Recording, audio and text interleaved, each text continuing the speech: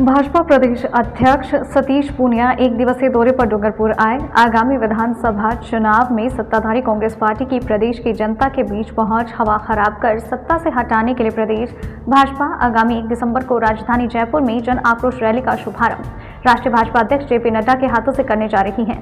भाजपा की तय रणनीति के अनुसार प्रदेश के सभी जिला केंद्रों पर जन आक्रोश रैली को लेकर पदाधिकारियों द्वारा प्रेस कॉन्फ्रेंस करना है। इसी में सतीश पूनिया ने भाजपा कार्यालय में सांसद, जिलाध्यक्ष और अन्य भाजपा पदाधिकारियों के साथ एक पत्रकार वार्ता का आयोजन किया। नवभारत समाचार डूंगरपुर से नरेश भोई की रिपोर्ट। पत्रकार वार्ता में आपका स्वागत और अभिनंदन है। आज मैं विशेष रूप से भारतीय जनता पार्टी का जो जन आक्रोश अभियान है, जिसकी विधिवत शुरुआत 1 दिसंबर को जयपुर से पार्टी के माननीय राष्ट्रीय अध्यक्ष जेपी नड्डा जी जनाक्रोश रथों की रवानगी से करेंगे। उस सिलसिले में कल जयपुर में एक पत्रकार वार्ता हुई प्रदेशव्यापी, और आज पूरे प्रदेश में जिला केंद्रों पर जनाक्रोश यात्रा की इस पत्रकार वार्ता के निमित्त में आपके बीच में आया। जनाक्रोश यात्रा की जरूरत क्या है, ये उत्सुकता सब में है, और जनाक्रोश यात्रा का स्वरूप क्या होगा और इसका राजस्थान की राजनीति पर प्रभाव क्या होगा, ऐसे कुछ प्रश्न मन में होते हैं। मित्रों, आप सब लोग जानते हैं राजस्थान शांतिपूर्ण प्रदेश है। यहाँ लोग पर्यटन के लिए आते हैं।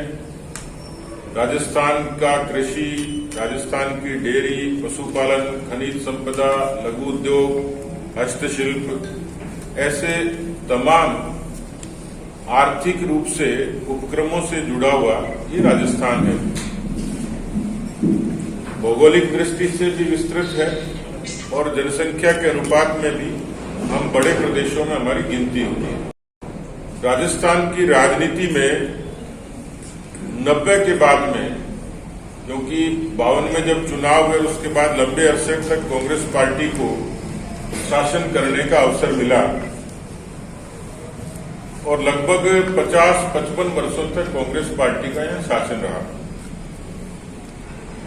उसके बाद 90 के बाद में राजनीतिक रूप से बदलाव आया और धीरे धीरे अल्टरनेट गवर्नमेंट्स बनती रही।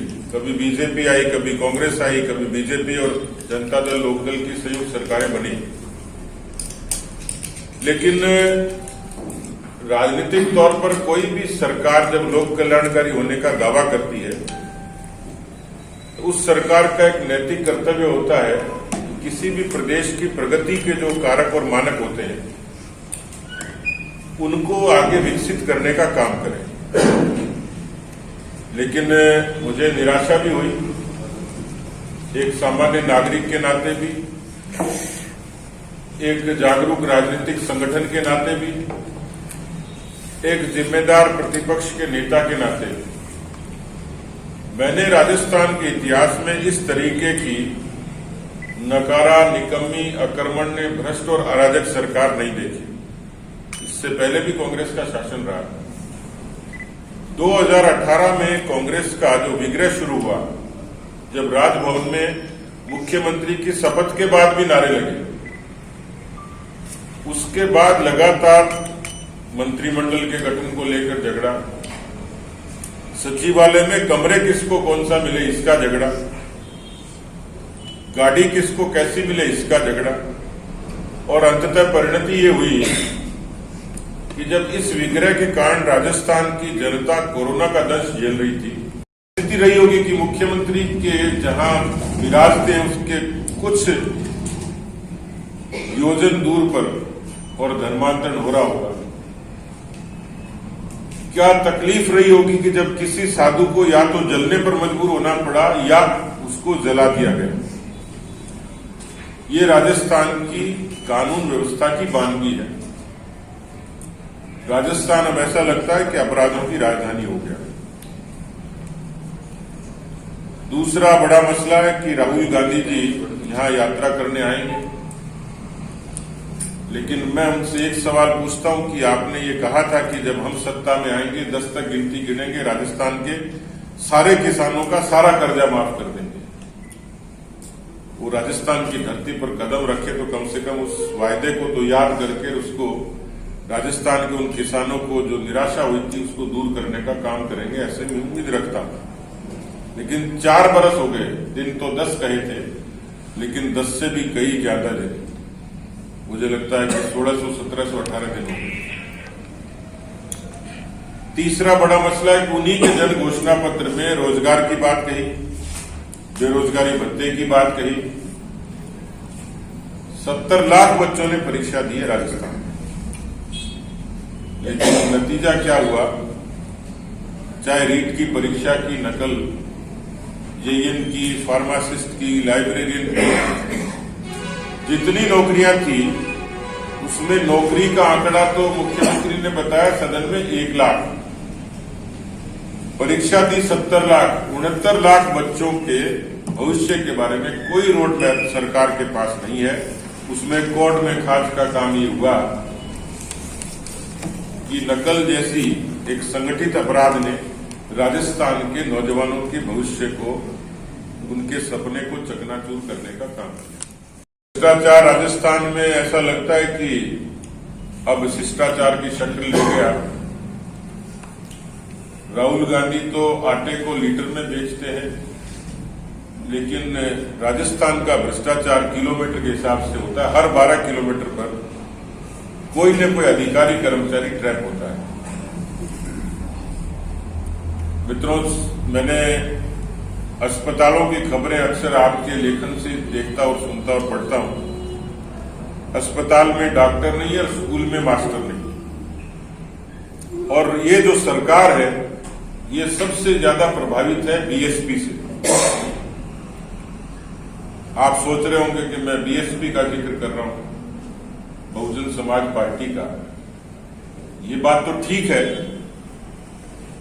कि इस सरकार को बनाने में, क्योंकि सरकार के पास पूरा मैंडेट नहीं था, 99 सीटें पहली बार जीती थी, फिर जुगाड़ का काम शुरू हुआ, 13 इंडिपेंडेंट्स का समर्थन लिया, 6 जो बीएसपी के विधायक थे उनको मर्ज किया, जिसकी चुनौती अभी सुप्रीम कोर्ट में चल रही है।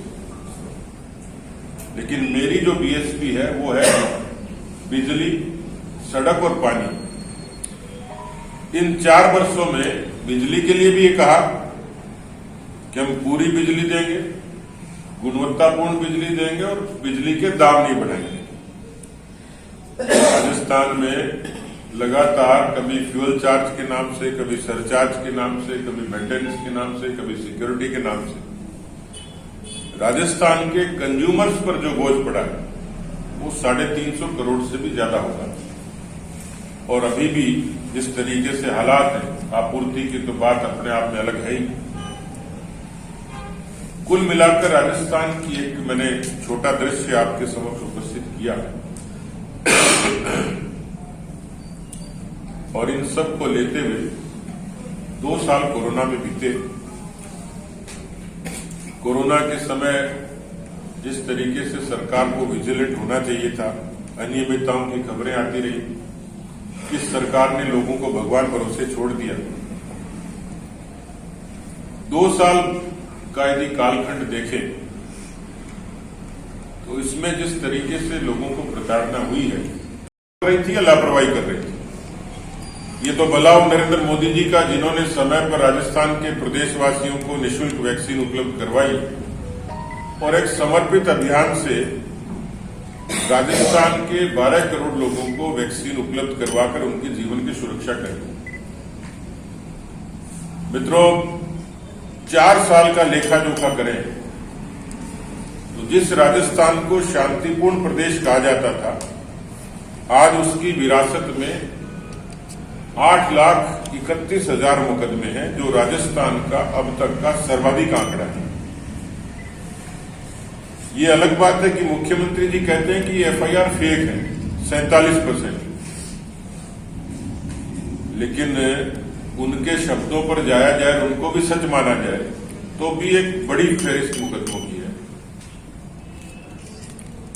नेशनल क्राइम रिकॉर्ड ब्यूरो ने 21 और 22 के जब आंकड़े प्रस्तुत किए तो उसमें 6,337 का आंकड़ा था महिलाओं के प्रति बलात्कार का। 17 बलात्कार रोज एवरेज, 7 हत्याएं। और जिस तरीके से लगातार अनुसूचित जाति जनजाति पर अत्याचारों की और मुकदमों की बाढ़ आई, आपको ध्यान होगा कि 2018 में थानागाजी के गैंगरेप की गूंज पूरे देश में हुई थी। अलवर की निर्भया के गैंगरेप की गूंज हुई। और कोई दिन ऐसा नहीं होता जब अखबार रंगे नहीं होते, आप अपनी कलम से ही लिखते हैं। क्या ही दृश्य होगा जब किसी नवजात को कोई स्वान अस्पताल में उसके शव को पहुंचता होगा, सरकारी अस्पताल। वो क्या विडंबना रही होगी कि जब कोई भूख से बिलखती हुई अबला रोटी मांगती हुई एम्बुलेंस से, और वही एम्बुलेंस के कर्मी उस महिला के साथ गैंगरेप करें। लेकर कानून व्यवस्था को लेकर प्रदेश में अलग अलग हिस्सों में प्रभावी प्रदर्शन किए, गिरफ्तारियां दी। लगभग 100 ऐसे नेता हैं, बड़े नेता, जिसमें राष्ट्रीय अध्यक्ष भी शामिल हैं। कांग्रेस की इसी सरकार में मुकदमे दर्ज हैं। सांसद विधायक भी शामिल हैं, प्रमुख नेता भी जिसमें शामिल हैं। कई बार हम लोगों को भी पुलिस की लाठियों का शिकार होना पड़ा। सरकार ने दमन से आंदोलन को दबाने की कोशिश की, पर क्योंकि सरकार का अब जो कालखंड है ये लगभग उत्तरार्ध पर है, और कई बार तो ऐसी आशंका होती है कि मैं आपके बीच में बोल रहा हूं और सरकार के प्राण निकल जाए, इसका भी कोई भरोसा नहीं। जो हालात राजस्थान में बने, राजनीति में चुनी हुई सरकार की स्थिरता ये बड़ा मुद्दा होता है। जहां अनस्टेबिलिटी होती है, अस्थिरता होती है, उससे प्रदेश के विकास को तकलीफ होती है, रोजगार को होती है, निवेश को होती है, वहां की कानून व्यवस्था को होती है। कांग्रेस की जो नूरा कुश्ती है, कांग्रेस का जो अंतर्कलह है, कांग्रेस का जो विग्रह है, कांग्रेस का जो अंतर्द्वंद है, कांग्रेस के आलाकमान की जो कमजोरी है, कांग्रेस में नेतृत्व का जो संकट है, झगड़ा है, उस सब के कारण राजस्थान की आवाम को तकलीफ हुई है। और इसलिए ये उचित होगा, हालांकि राजस्थान में सत्ता बदलती है जनधारणा से, परसेप्शन से। वो परसेप्शन कांग्रेस के खिलाफ है। इस बार कांग्रेस की सरकार नहीं आई। दूसरा पक्ष है एंटी इनकम्बेंसी, जिसको कहते हैं जनता का सरकार विरोधी रुझान। लेकिन मैं इसको खाली सत्ता विरोधी रुझान नहीं बोलता, मैं इसको जनाक्रोश